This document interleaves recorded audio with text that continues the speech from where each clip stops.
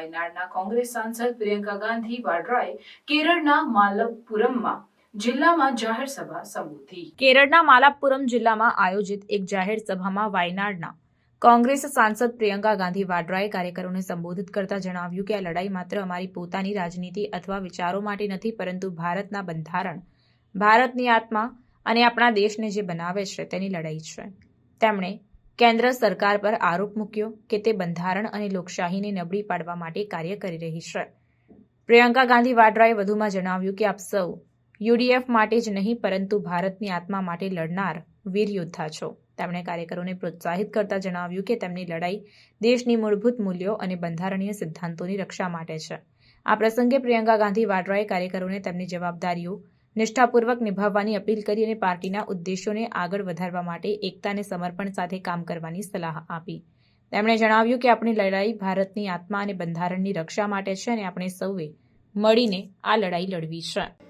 That this result which I received in this election, this victory does not belong to me, it belongs to all of you. It was your hard work. അതുകൊണ്ട് ഞാൻ അഭിമാനത്തോടു കൂടി പറയുന്നു, ഈ വിജയത്തിന്റെ അവകാശം അത് എനിക്കല്ല, നിങ്ങളെ പോലുള്ള ഏറ്റവും താഴെത്തട്ടിൽ പ്രവർത്തിച്ച പ്രവർത്തകരുടെ വിജയമാണ് എന്ന് അഭിമാനത്തോടു കൂടി പറയുന്നു. And you must understand, I'm sure you understand it in your own ways, but you must understand that today the fight that we are fighting, the fight that all of you are fighting, is not just a fight for our own politics or our own ideas. It is a fight for the Constitution of India, for the essence of India, for everything that makes our nation what it is today.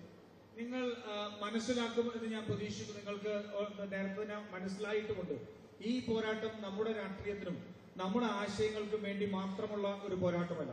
നമ്മുടെ ഈ പോരാട്ടം ഇന്ന് നടക്കുന്നത് ഇന്ത്യയുടെ ഭരണഘടനയും ഇന്ത്യയുടെ ഇന്ത്യയുടെ ആശയത്തിന്റെ അന്തസ്സത്തെയും രക്ഷിക്കുന്നതിന് വേണ്ടി, സംരക്ഷിക്കുന്നതിന് വേണ്ടിയിട്ടുള്ള പോരാട്ടമാണ്. It is probably for the first time in the history of our nation that we have a government which is working to weaken the constitution and to weaken democracy.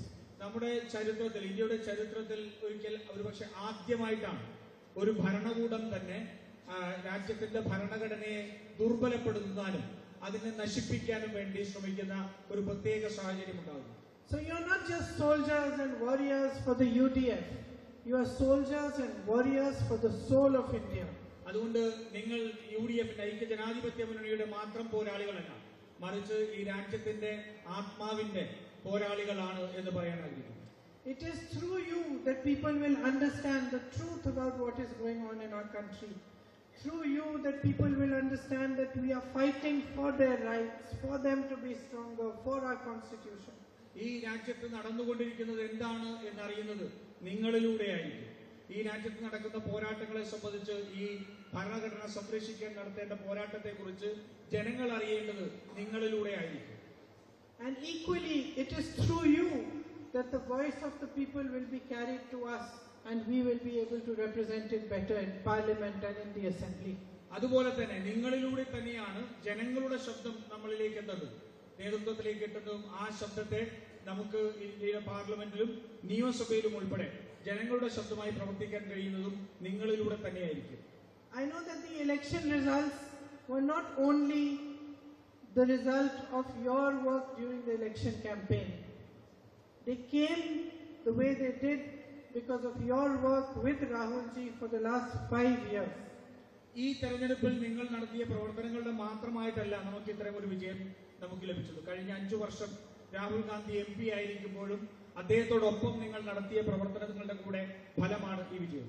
So it is because you remain connected to people, because you understand what their issues are, because you bring those issues to us at the right time, that we are able to resolve problems and work properly.